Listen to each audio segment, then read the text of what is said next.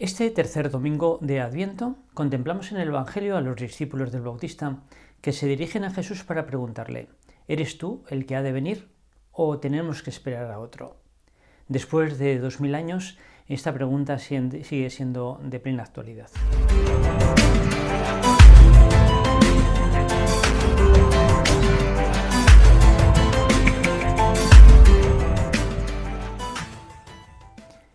Los apóstoles del Bautista se dirigen a Jesús para comprobar si realmente Él es el Mesías que el precursor anuncia o no. Están desconcertados seguramente, quizá no tanto Juan, sino ellos, por impacientes, esperando que el Mesías se manifieste de una manera apocalíptica, tremenda, con grandes signos, quizá con la expulsión de los invasores romanos, o con la expulsión de Israel de la impiedad e incluso de la miseria humana, de la pobreza social en que vivía aquel pueblo esquinado en el imperio. Y sin embargo Jesús pasa el tiempo y, aunque efectivamente ha comenzado a predicar y a realizar milagros, sin embargo no provoca, no promueve dentro de Israel un movimiento de liberación ni social ni político. Y quizá esperando algo de este tipo, los apóstoles del Bautista se preguntan, dudan, y el Bautista, que está ya encarcelado por Herodes en Macaronte, les envía para que vayan al mismo Señor a preguntárselo.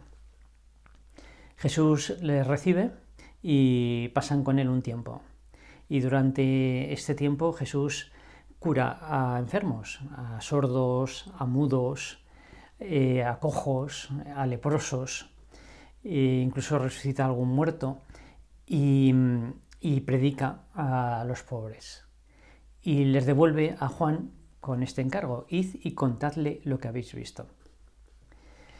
¿Qué significa todo esto? Significa que los milagros del Señor son la señal de que el Dios de la vida, el Dios de la salud, realmente ha llegado, que está allí presente, está en Jesús, que el reino de Dios ha llegado y ese reino es Jesús.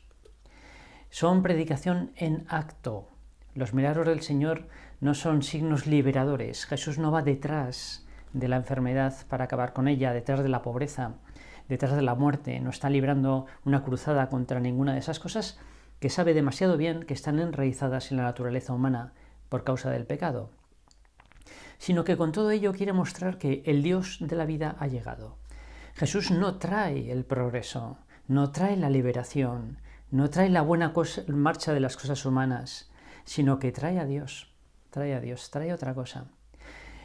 Trae a Dios. Con Jesucristo Dios entra en nuestra historia, Dios entra en el mundo, Dios se hace nuestro coetáneo, nuestro conciudadano. Le podemos dar de tú a Dios. El reino de Dios significa esto. Con la encarnación, Dios no solo es el creador, no solo está más allá de las estrellas o está debajo de las cosas sosteniéndolas en su existencia, sino que tiene un rostro, es un tú, y podemos entablar con él una relación personal. Esto es la encarnación.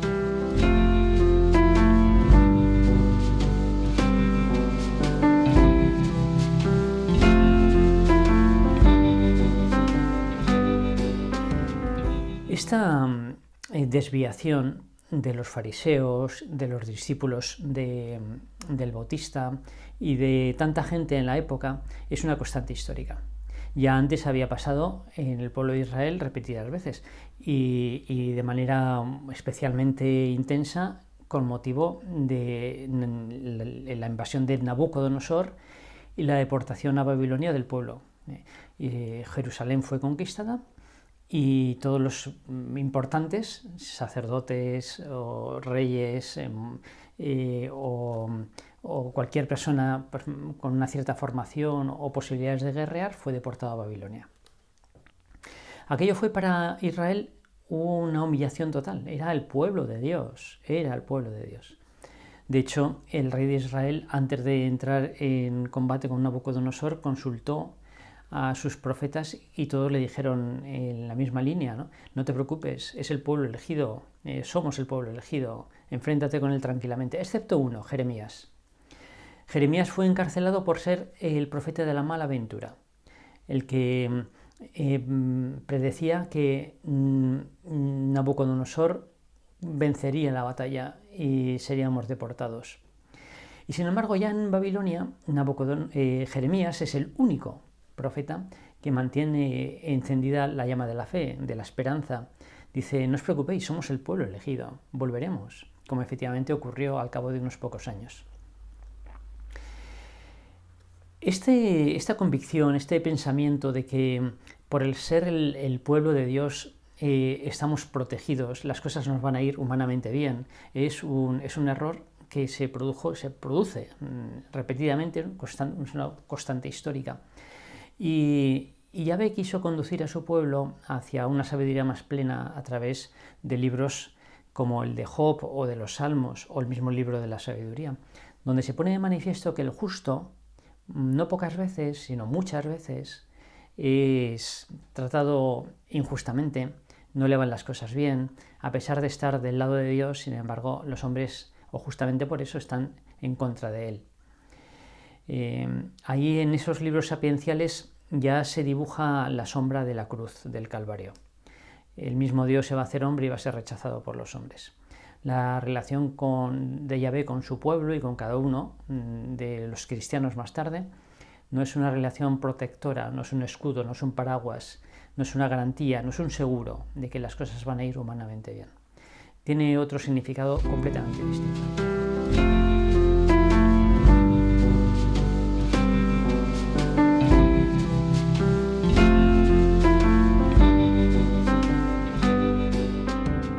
Si venimos a nuestro tiempo, hoy existe una teología de la prosperidad de origen evangélico que tiene una amplia difusión en sectores cristianos, en Estados Unidos, en algunos países de África o de Asia, muy particularmente en Estados Unidos. Son movimientos o grupos o iglesias neocarismáticas de origen evangélico que ven en la prosperidad la señal de que las cosas van espiritualmente bien, que la relación con Dios es una relación que garantiza la buena marcha de las cosas humanas, y a quien le va mal es que le falta fe, es que no sabe rezar, es que no sabe pedirlo. En fin, hay una conexión entre política, economía y religión, donde las tres cosas van de la mano, y la religión produce un bienestar y el bienestar manifiesta una buena marcha en las cosas espirituales, una auténtica fe, una unión con Dios, una predestinación, una santidad. Las cosas evidentemente no tienen nada que ver con esto. En el lado católico también pasan cosas semejantes. El Papa nos ha prevenido repetidamente contra el neognosticismo y el neopelagianismo, que son como unas versiones pues quizá más moderadas de esta teología de la prosperidad. No es más santo el que con sus puños, a base de fuerza, consigue cosas, tanto en su vida como alrededor.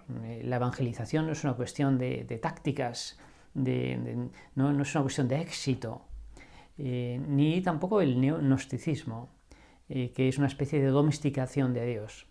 Unas ideas que me lo explican todo, me tranquilizan intelectualmente y ya tengo derecho a sentirme superior al resto de la humanidad. No va por ahí. La relación con Dios, la fe cristiana, no va por el dominio, no va por la autosuficiencia, no garantiza la buena marcha de las cosas en este mundo. Entonces, ¿qué hay en la relación con Dios? Con Cristo, ¿qué hay en la fe?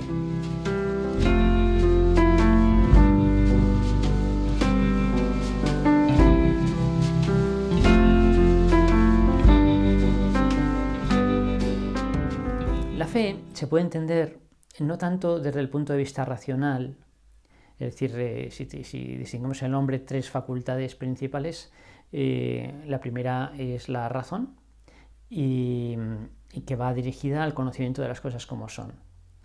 Y la fe evidentemente nos propone una explicación, una cosmovisión imprescindible, pero que no da autosuficiencia, que no hace las cosas más fáciles, no da la clave para ser felices, para que todo te vaya bien.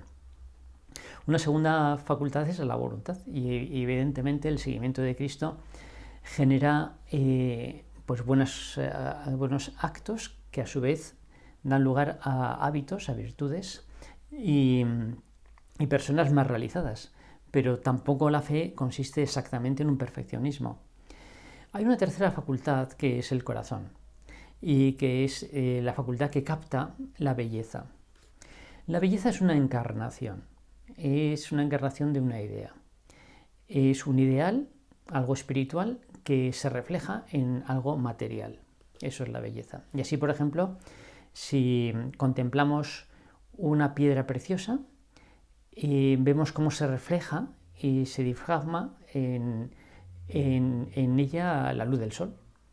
Y en esa piedra, en diamante, que es carbono cristalizado, vemos como un arco iris petrificado o una piedra convertida en luz. Vemos como una simbiosis de una realidad espiritual y material. Todavía más si lo que tomamos es una rosa. En esa rosa resplandece no solo la materialidad biológica de una planta, sino que ahí de alguna manera captamos la inocencia propia de la flor, que no busca nada personal, tiene un corazón puro, vamos a decir así, porque no tiene intereses particulares, sino solo de la especie, y a la vez tampoco se inmuta respecto a nosotros cuando nos acercamos a ella, es decir, que transmite paz, y sobre todo el exceso de esos pétalos distribuidos de esa manera y con esos colores que no son imprescindibles para el cumplimiento de sus funciones vitales, como una especie de superabundancia, de generosidad, de entrega, de exuberancia. Y ese conjunto de realidades espirituales, ya sea la pureza o la paz o la exuberancia, son los que percibimos al contemplar una rosa y por eso la hacen tan valiosa. O cuando contemplamos una noche estrellada no vemos solamente un espacio físico, sino que nos estremecemos ante la grandeza de la creación, la grandeza de Dios y nuestra pequeñez. Y cuando contemplamos un hombre, no vemos solamente a fulanito o un ser, un animal un poco más evolucionado, sino vemos un prodigio de autoconciencia. Alguien que se entiende a sí mismo y se dirige a sí mismo.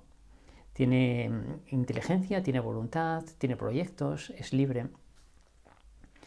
Bien, pues cuando contemplamos a Cristo, vemos un hombre, pero no un hombre cualquiera. Los milagros que Jesús muestra a los discípulos de Juan el Bautista, el curar enfermedades, resucitar muertos, dominar los elementos, todo eso son como las manifestaciones externas, físicas, materiales, de una realidad espiritual, que es Dios. Ahí está Dios. Contemplando a Cristo no vemos solamente el milagro de la autoconciencia, sino que vemos el milagro de la encarnación de Dios en un hombre. Y a diferencia de lo que pasa con otras facultades, como puede ser la inteligencia o la voluntad, que tienden a dominar lo que conocen, es decir, a hacerse cargo de lo que pasa ahí, la belleza en cambio contempla y se deja dominar por lo que contempla. No vemos un cuadro para hacer de él un juicio, para adaptarlo a nuestros gustos, sino para dejar que nos transmita un mensaje. Le tenemos que dar una oportunidad. Y cuando vemos a Cristo es para dejar que nos transmita su mensaje, para dejar que moldee nuestra idea de Dios, que tiende a ser así ingenuamente, infantilmente, como la de un Dios protector, que nos va a hacer la vida muy grata, o junto al cual no nos puede pasar nada malo. Sino que vemos cómo Dios en Cristo se nos revela como hombre, se nos revela como humilde, se nos revela misericordioso, en fin, un montón de cosas que jamás hubiésemos imaginado. Incluso la belleza de Cristo nos facilita la comprensión de que el cristianismo es una relación personal con Dios. No es un trato, una relación con Dios interesada. No se puede, es imposible que instrumentalicemos a Dios. Pero en cambio es posible enamorarse de Dios después de la encarnación. Y en esto consiste ser cristiano, es una persona enamorada de Cristo. Es una relación personal. Dos personas que trabajan la una para la otra no entablan justo solo por eso una relación personal, sino de servicio. No digamos dos personas que compiten, dos personas que están juntas por un motivo interesado. Incluso una pareja, de hecho, es posible que se quieran, pero también es posible que estén bien por interés personal de cada uno, que estén juntas porque nos va bien a cada uno. Y en ese sentido, en la medida en que pase esto, es una relación interesada. No, la relación personal empieza desde el momento en que uno quita las manos del otro, deja de manipularlo, da un paso atrás, lo contempla, reconoce en él a alguien de dignidad absoluta. Lo mismo le ocurre al otro y entonces nace una relación personal. Y así ha de ser la relación del cristiano con Cristo. No alguien a quien conquistar para mi beneficio o para obtener algo o para sentirme bien, sino alguien de dignidad absoluta, ante el que me postro a sus pies, a quien adoro, ante quien lloro de gozo porque me quiera tanto, ante su bondad, ante el que aprendo cómo es Dios y moldeo mis ideas acerca de Dios como Cristo me ha revelado. Incluso las carencias que experimento en mi vida, como puede ser la enfermedad o la injusticia o la falta de felicidad plena en este mundo, todo lo que no tenemos y nos gustaría tener, también eso nos habla de Cristo. Esos son como despertadores que nos dicen, que ¿eres tú el que ha de venir o tenemos que esperar a otro? Y no hay ningún otro que sacie totalmente nuestro corazón. Y esas malas experiencias, por tanto, están muy bien. Son como la sensibilidad que nos produce una quemazón cuando nos acercamos al fuego, o la fiebre que nos revela que algo no está funcionando bien dentro del cuerpo. Y así la infelicidad, el vacío, el descontento que nos producen todas las cosas de la tierra juntas, incluso si se consiguiesen perfectamente bien todas ellas, eso no, es como la sensibilidad que nos revela que somos mendigos de Dios, que estamos hechos para Dios, que Cristo nos viene justamente a ofrecer esto, lo que todas las demás cosas no nos ofrecen. Esa insatisfacción nos habla de Dios, predica a Dios. San Juan Pablo II, en la Jornada Mundial de la Juventud de Roma, el año 2000, ahí en Tor Vergata, decía en un discurso maravilloso: en realidad es a Jesús a quien buscáis cuando soñáis la felicidad. Es Él quien os espera cuando no os satisface nada de lo que encontráis. Es Él la belleza que tanto os atrae. Es Él quien os provoca con esa sed de radicalidad que no os permite dejaros llevar del conformismo. Es Él quien os empuja a dejar las máscaras que falsean la vida. Es Él quien os lee en el corazón las decisiones más auténticas que otros querrían sofocar. Es Jesús el que suscita en vosotros el deseo de hacer de vuestra vida algo grande, la voluntad de seguir un ideal, el rechazo de dejaros atrapar por la mediocridad, la valentía de comprometeros con humildad y perseverancia para mejoraros a vosotros mismos y a la sociedad, haciéndola más humana y fraterna.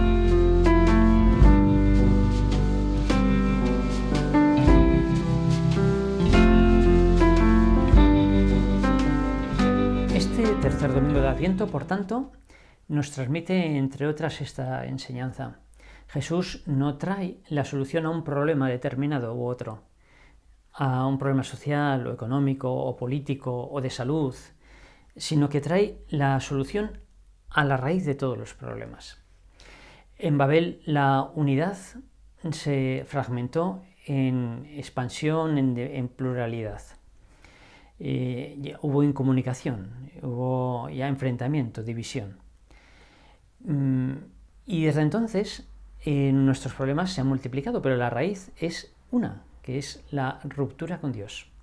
A partir de ahí hemos roto también entre nosotros mismos y nos hemos roto con la unidad con la naturaleza y nos hemos roto también por dentro.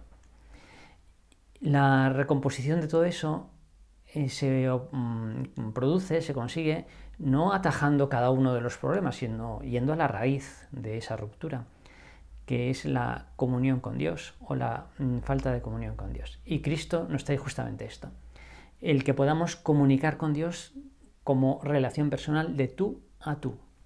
Nos trae mucho más que una buena salud o una buena economía o una liberación política, cosas que tampoco nos llenarían el corazón. Al revés, en mitad de nuestras heridas, si las llevamos con Cristo, podemos y debemos ser felices. Por eso, frente a Babel, lo contrario de Babel es Belén, donde Dios viene, se hace uno de nosotros, podemos compartir con Él nuestra vida, entrelazar nuestra vida, encontrar sentido, convertirlo en amor todo y ser felices. No en vano, este tercer domingo de Adviento se denomina también Domingo Gaudete, el domingo de la alegría, porque Dios está cerca. En la medida en que Dios está cerca, incluso dentro de nosotros, en esa medida estamos contentos. Vayan como vayan las cosas, en una situación política o social, económica o personal o de salud o familiar u otra. Podemos ser felices en todos los casos. No es indiferente una cosa u otra, pero Jesús nos trae no la solución a un problema, sino una felicidad a prueba de problemas, una felicidad a prueba de mal.